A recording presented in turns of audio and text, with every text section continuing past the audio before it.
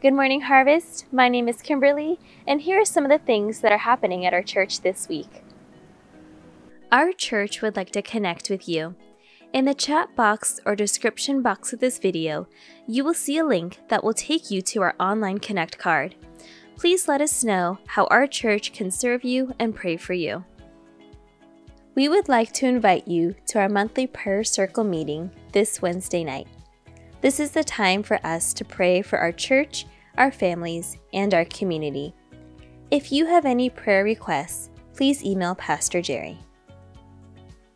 July 11th is coming soon, and we are excited to welcome you home to our new church building. Mark your calendars and stay tuned for updates for our celebration service.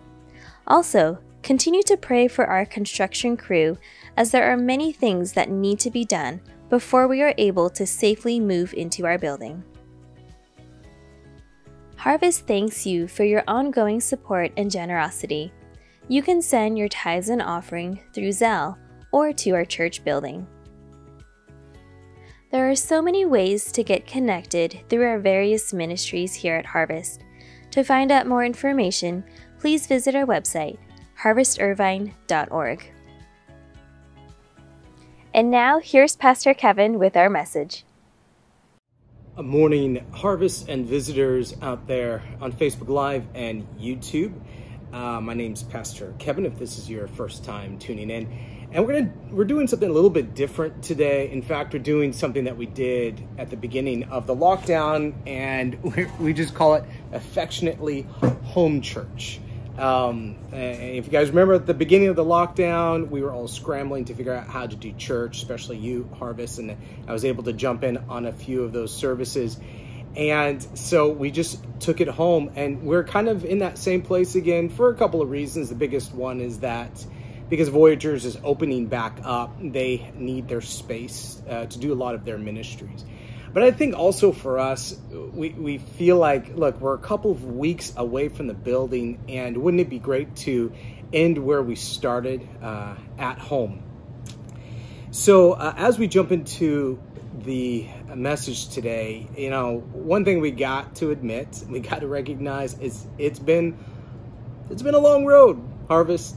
And we could talk about the last 27 and a half years for you guys who put in so much time and effort to bring us to this place where we can purchase and build out a building for future ministry. So we could talk about that, but I'm just talking about the last year and a half, and it was pointed out the other day to Pastor Jerry that we've in fact been doing Zoom church for a year and a half. And that's a lot of click launch meeting below. You know what I mean? That's a lot of searching for the link to jump on, to look at a small little box, and the only real forms of communication that we could have safely most of the time was through email or text or whatever. And the hard thing about a long road is endurance. At the very beginning, it was actually exciting. Hey, look, we've got this virus, but we're not going to let this virus keep us down. We are going to overcome. So we're going to figure out how to make all of this work. And, you guys really did. And as I came in July, there was still that energy and passion. Just like, we're going to make this work. But, after a couple of months, you get Zoom fatigue. The problem with the long road is endurance. And that's true for marriage, isn't it? The first week, you just got married. Oh, you have so much love for each other. But what about the 21st year? How about college students? You just graduated and you start your first job. And that first week, you are so excited and you're imagining yourself putting 60, 70 hours a week because you're going to give all that you have and all of your passion to your job. But by the 6th month, you're asking HR, how much time off have you accrued? Because you're just kind of over it. The problem isn't, going for something. The problem isn't passion. The problem is endurance. And that's the challenge for King David. King David, we see in the very early months and even years of his activities that he's trying really hard to be a good king for Israel. Even though King Saul is already anointed and he's kind of waiting his turn, he is still putting in the effort and the hard work as he is the future king. So in the very beginning, he's trying really hard to be a good king. And he does a great job. He's forgiving and he's gracious and he protects and he puts other people first. And he's more concerned about God's will and God's desire than his own. But the months and years begin to drag on. You're chased all over the country by a jealous King Saul. And you know, it's hard to endure. It's hard to be good over the years. And eventually you trip up. And so what you need is someone like Abigail, who we're going to meet today, who reminds King David how to be good. Not for the short run, but for the long run. Not immediately in the first couple of weeks or even the first couple of months, but in the years. In the years of persecution, the years of trial, in the years of having to wait to take your position in your throne. So turn with me to 1 Samuel chapter 25, verse 1. 1 Samuel chapter 25, verse 1. It says, "Now Samuel died, and all Israel assembled and mourned for him, and they buried him in his house at Ramah." And it continues to read, "Then David rose and went down to the wilderness of Paran." So here, David is going to take basically his 500 men, about 600 men, and which is going to include all of their families. So this is close to 1,000 people that he has to oversee and take care of. And they're going to go south of Israel. And they're going to go past the wilderness of Sin, and they're going to go down to the wilderness of Paran, which is considered the Sinai Peninsula. Guys, this is far away from home. And this is out in the wilderness. And this is among people you don't know. And this is after David has already been chased around by a jealous King Saul for what apparently is years. And now he's going to a place that he doesn't know. So it says in verse 2, "And there was a man in Maon whose business was in Carmel. The man was very rich. He had 3,000 sheep and 1,000 goats. He was shearing his sheep in Carmel." So he was a rich landowner. Now the name of the man was Nabal, and the name of his wife Abigail. The woman was discerning and beautiful, but the man was harsh and badly behaved. He was a Calebite. David heard in the wilderness that Nabal was shearing his sheep. So David sent 10 young men. And David said to the young men, "Go up to Carmel and go to Nabal and greet him in my name. And thus you shall greet him. Peace be to you, and peace to your house, and peace to all that you have. I hear that you have shearers. Now, your shepherds have been with us, and we did them no harm." So what he's saying here is, look, I've got this army, and we've hung around your shepherds, and we haven't done anything bad to them. We've been kind to them. And they missed nothing all the time they were in Carmel. So he's saying, hey, look, we did not touch their food. We did not touch your sheep. We did not touch any of your possessions. We refrained. We were good soldiers. So ask your men, and they will tell you. Therefore, let my young men find favor in your eyes, for we come on a feast day. Please give whatever you have at hand to your servants, to your son David.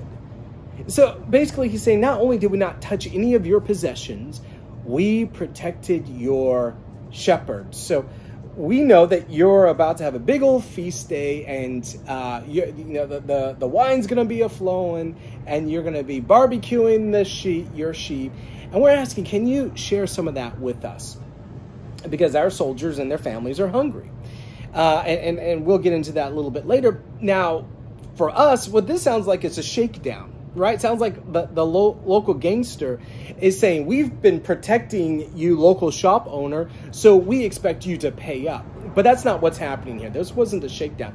This was a cultural expectation in this time in the ancient Near East, and is pointed out by a number of scholars, that basically someone like Nabal wants David and his soldiers to protect his shepherds. He did not have the resources to gather up an army to go out and protect the shepherds. So the hope and desire is that there were these armies, these marauding armies that would go around, and they would protect these local shepherds and protect Nabal's interests and land.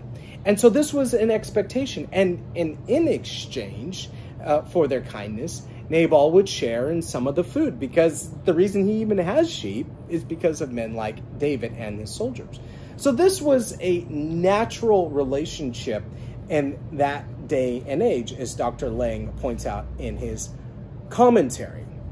So now David is asked for what we would expect. We go on to verse 9. It says, when David's young men came, they said all this to Nabal in the name of David, and then they waited. So they sent the message, and they're just waiting for Nabal to respond. And Nabal answered David's servants, who is David?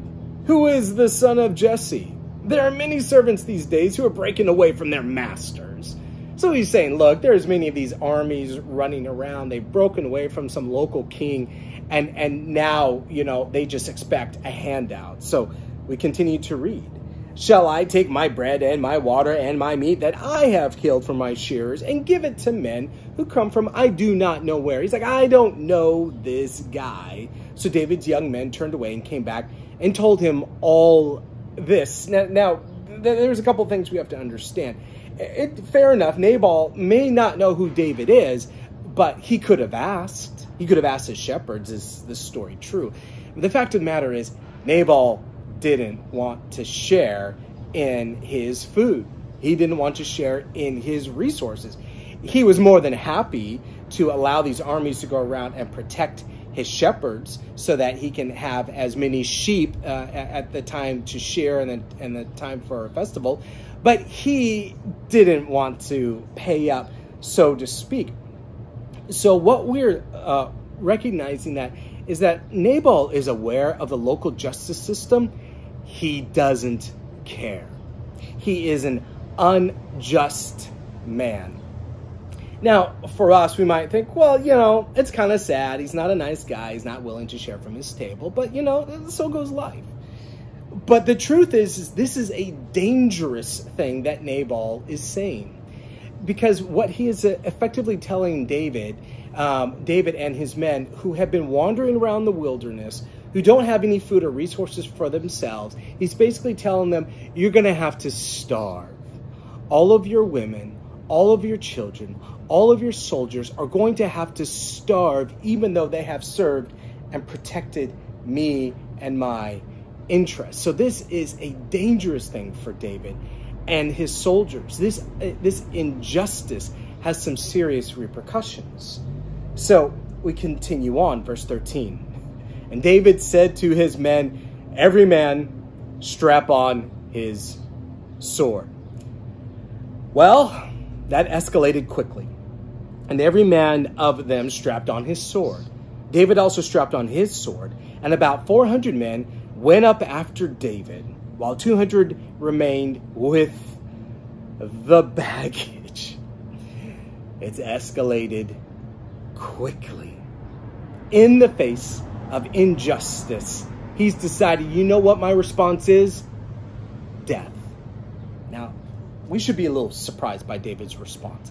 I mean, at a human level, we kind of understand. He doesn't want his men to starve. He doesn't want the children of these men to starve and the families. He wants to be able to take care of his men. At the same time, isn't this the true king of Israel? Isn't he supposed to promote the true gospel? This doesn't seem to be the gracious or forgiving king that we remember. It escalates quickly. He grabs his sword. How about you? What makes you escalate quickly?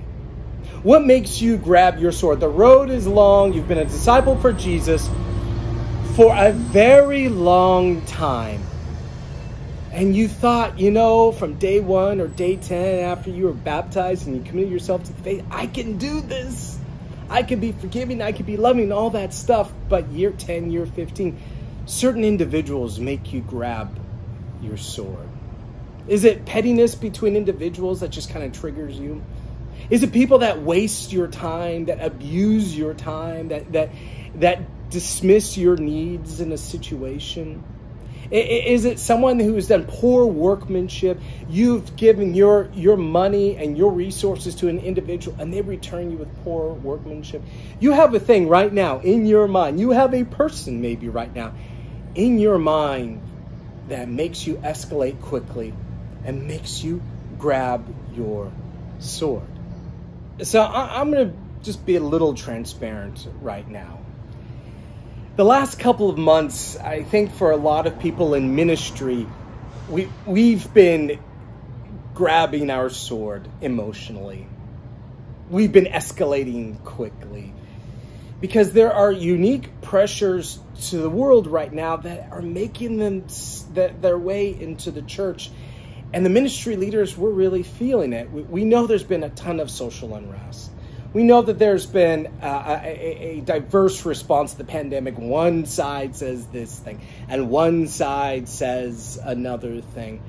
And we know that, just generally speaking, we just live in an extremely divided world. Well, it's been making its way into the church. And for a lot of ministry leaders, and I'm going to say for myself, sometimes we feel like we're the school monitor between two kids fighting, and we're trying to reconcile and bring folks together. But even we get caught up into the conflict and to the tension. And so for myself, I've been feeling it. I've been getting into these spaces in my head where I am dragged into the fight and into the conflict, and I begin to kind of spiral. You know what I mean? When you are in conflict with a number of individuals, in your head, you begin to argue with them. Not even face to face, just in your own mind, you begin to argue with them. And as a pastor, that's a space we should not get into. We should always find ourselves as those who are promoting the true gospel, where there might be one opinion and there might be another opinion. But for the sake of unity, we both together seek out the truth in love, and the pastor's supposed to create those spaces. But as a pastor, it's been getting harder and harder, and I've been finding myself getting more and more grumpy and frustrated. And I have a feeling that a lot of us are at that place right now. What do we do with that? So let's continue on to verse 14. But one of the young men told Abigail, Nabal's wife, "Behold, David sent messengers out of the wilderness to greet our master." So basically, the men who saw what was going on, at first that the message had to be delivered from Nabal to David, "We're not going to pay you back for protecting us." And then David said, "Okay, every man strap your sword." And the word's gotten out, and so this messenger goes back, not to Nabal, but to Nabal's wife. This is Abigail. And he says, David sent messengers out of the wilderness to greet our master, and he railed at them. Yet the men were very good to us. Now he's referring to David. He's saying, look, David's soldiers were great to us, and we suffered no harm. And we did not miss anything when we were in the fields, as long as we went with them. They were a wall to us, both by night and by day, all the while we were with them keeping the sheep. Basically, David's soldiers, these guys were top notch. They protected us. They protected the sheep. We didn't lose one sheep to the wolves or to the bears or to the lions or to any of these kind of marauding bands, these sheep stealers. We were safe with these men. They were great. Now, therefore, know this and consider what you should do, for harm is determined against our master and against all his house. And he is such a worthless man that one cannot speak to him. So the servant saying, look, Abigail, you and I know Nabal is not great, and he's creating a bad situation for us. What do we need to do here? So now I'm going to do something a little bit different here.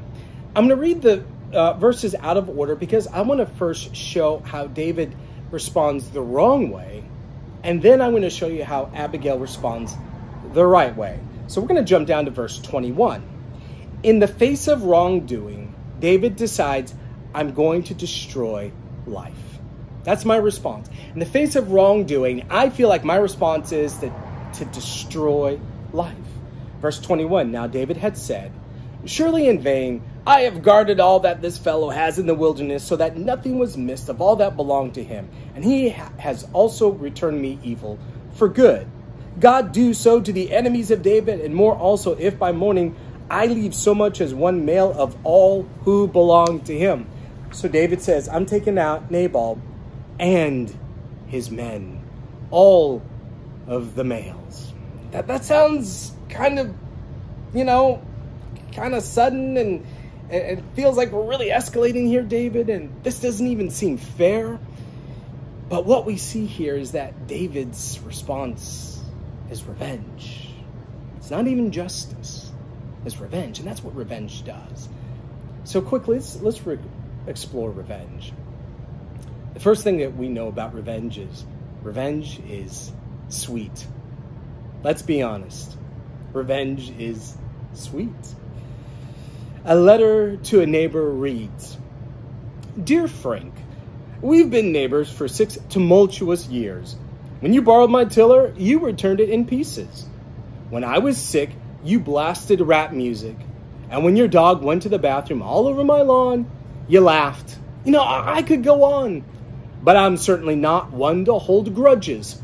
So I'm writing this letter and putting it into the mailbox to tell you that your house is on fire. Cordially, Bob. Revenge is sweet. Getting even feels great. Repaying death with death is satisfying, but it is also poisonous. It is also poisonous. The first thing we have to recognize is it destroys ourselves. In the face of injustice, to respond with revenge is self-destructive. I'm sure you've read the studies, but this is a good reminder. You have trouble sleeping. Do any of you guys have trouble sleeping? Well, there's one study that says 1/3 of Americans say they lie awake at least a few nights a week. According to the Journal of Psychology and Health, there's a practice you could consider instead: forgiveness. Researchers asked 1,423 American adults to rate themselves and how likely they were to forgive themselves for the things they did wrong and forgive others for hurting them. They also answered questions about how they had slept in the past 30 days. The results suggest people who are more forgiving were more likely to sleep better and for longer, and in turn have better physical health. Forgiveness may help individuals leave the day's regrets and offenses in the past and promote sound sleep.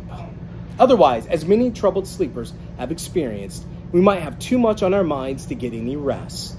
People who don't forgive, researchers explain, tend to linger on unpleasant thoughts and feelings such as anger, blame, and regret.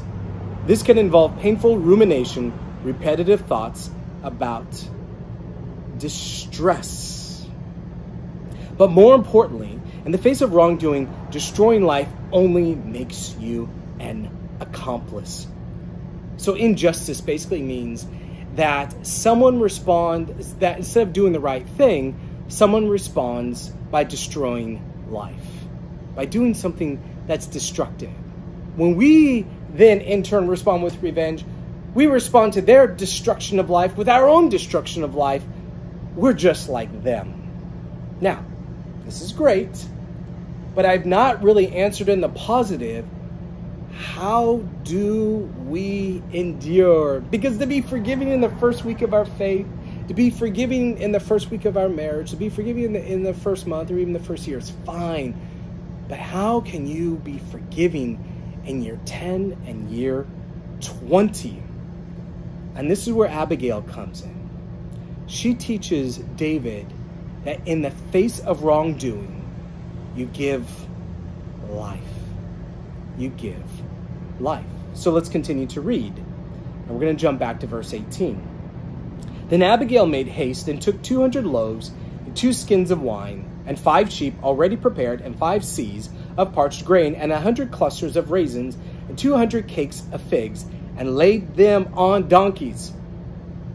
So what does Nabal do when something rightly is requested of him?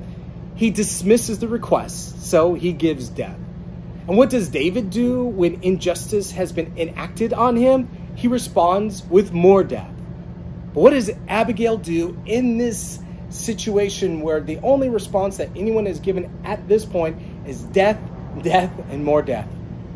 She loads up the animals. She loads up food. She loads up all that she can. She essentially responds with life. She gives life.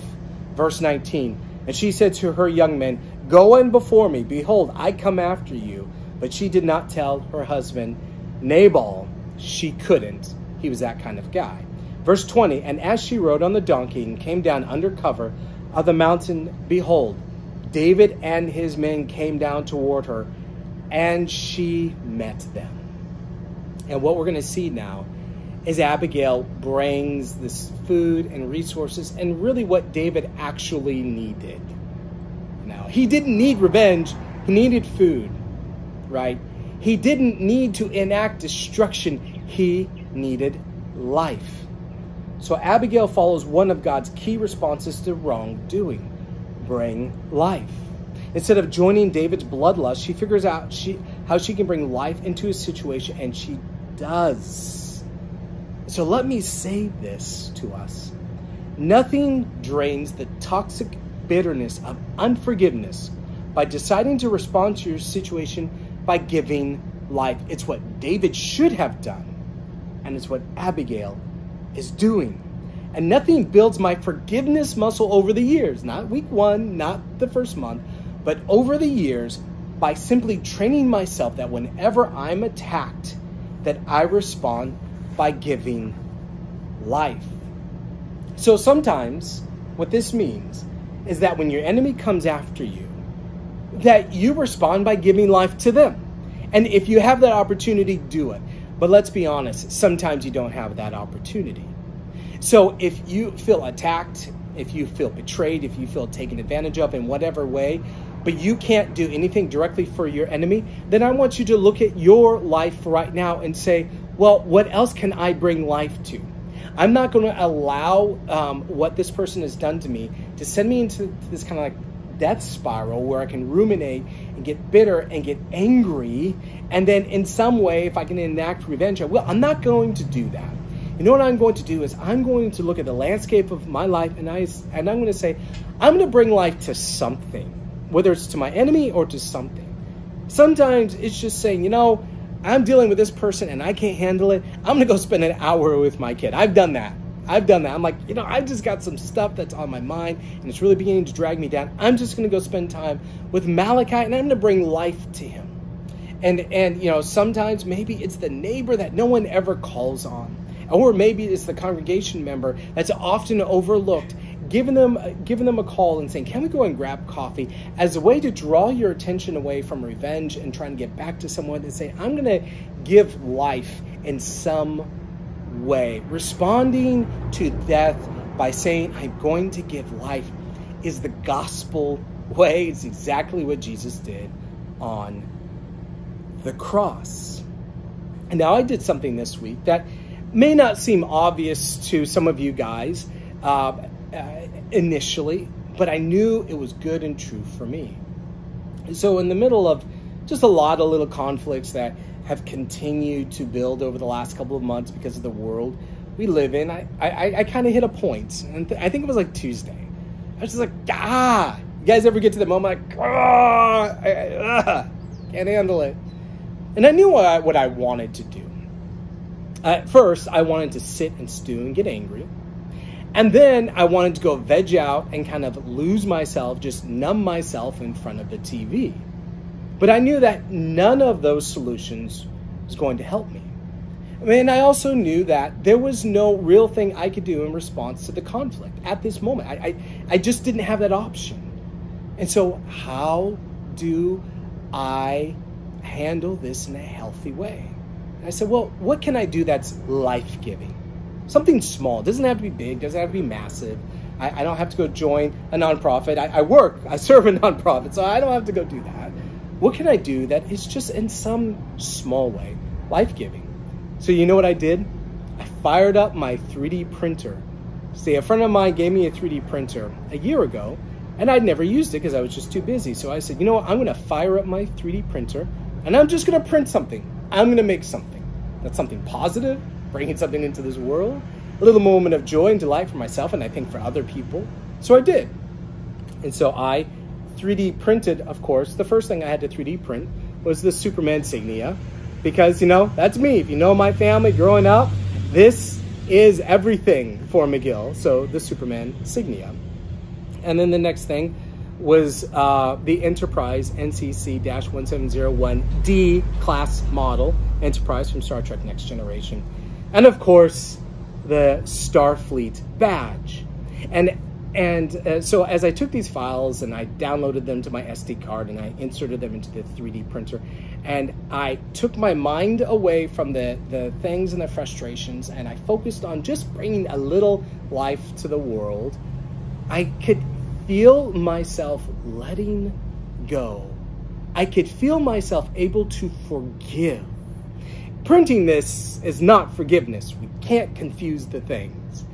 Going and helping a neighbor mow their lawn is not forgiveness. But what happens is when you give life, it gives you space and room to begin to process and to forgive. It's one of the greatest and one of the hidden strategies of forgiveness. Go out and give life, and that gives you the space to forgive. So now, as we wrap up, I want to point this out. The first thing that Abigail does is, and down in verse 23, she basically tells King David, you know what? You're a better man. I know that God's going to use you to do great things, so I don't want blood on your hands, okay? Not for Nabal, not this guy. You're supposed to be the next king of Israel, and I know you're better than this. And so take these resources, take this food, and let's just call it a day. And so in doing that, we then come down to verse 27, and she says, and now let this present that your servant has brought to my Lord be given to the young men who follow my Lord. Verse 28, please forgive the trespass of your servant, for the Lord will certainly make my Lord a sure house. Because my Lord is fighting the battles of the Lord, and evil should not be found in you so long as you live. So she's saying, look, God is going to establish you and your kingdom next because you're fighting his battles. Verse 29, if men rise up to pursue you and to seek your life, look, if these guys are coming after you to pursue you and take your life, the life of my Lord shall be bound in the bundle of the living in the care of the Lord your God. That's a mouthful. But the life of my Lord should be bound in the bundle of the living, the care of the Lord your God. What does that all mean? Basically what she's saying is, look, yeah, these guys are going to come after you, and they're going to try to push you to do something evil, right? To respond with revenge. But you don't need to worry about that because you are cared for and God has you. That's why she says, the life of my Lord shall be bound in the bundle, right? You were like nestled inside God's little bundle like a little baby, and you're in the care of the Lord your God. So there's this image of this mother. God has you. He's going to protect you from all of your enemies. When you want to seek revenge because you think this person can't get away with this and they're going to come after me again, you have to remember God has you. So not only should we be bringing life, that should be our knee-jerk reaction. That's how we go the distance in the face of all of this pain in the world. Our response is to bring life. But the other thing that helps us endure is to remember that God is going to care for you. He's going to take you the distance. And Nabal's, and we finish basically with verse 36 where we see justice reign. And Nabal's heart was merry within him, for he was very drunk. So we jump, and Nabal is having a party, and he's having a great time. And so he's very drunk. So she, this is the wife, Abigail, told him nothing at all until the morning light. In the morning, when the wine had gone out of Nabal, his wife told him these things, and his heart died within him, and he became as a stone. And about 10 days later, the Lord struck Nabal, and he died. So basically, Nabal had a heart attack and died. So while David wanted to respond with revenge, because that seemed right, David stayed his hand and received the life that Abigail gave him and went on his way and forgave Nabal. And then the Lord executed justice as a way to prove what Abigail was saying is, look, the Lord will take care of you, David. You don't need to fight these battles. The Lord knows the wickedness of certain individuals, and he will handle them. You just need to be a good king. God has you. And so I want to end with one last 3D print. This is the Celtic symbol for the Trinity.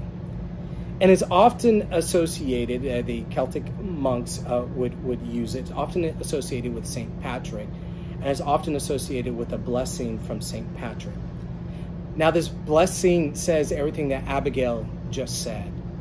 That basically, because of the Trinity, that there's the Father and the Son and the Holy Spirit, 3 persons, 1 God, bound together in love toward one another. The Trinity also encircles us and takes care of us and protects us. So let me end with that blessing. The strong name of the Trinity, by invocation of the same, the 3 in 1 and 1 in 3. I bind this today to me forever. Protect me, Christ, till thy returning.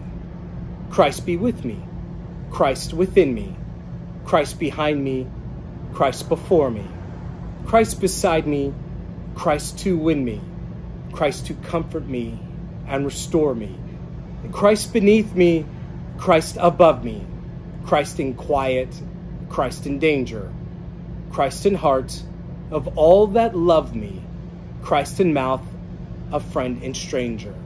I bind unto myself the name, the strong name of the Trinity, by invocation of the same, the 3 in 1 and 1 in 3, by whom all nature hath creation, eternal Father, Spirit, Word. Praise to the Lord of my salvation. Salvation is of Christ the Lord. May the Lord bless you and keep you. May he make his face to shine upon you and be gracious to you. May he lift up his countenance on you and give you peace. Now let us all go and be a blessing. Have a good week.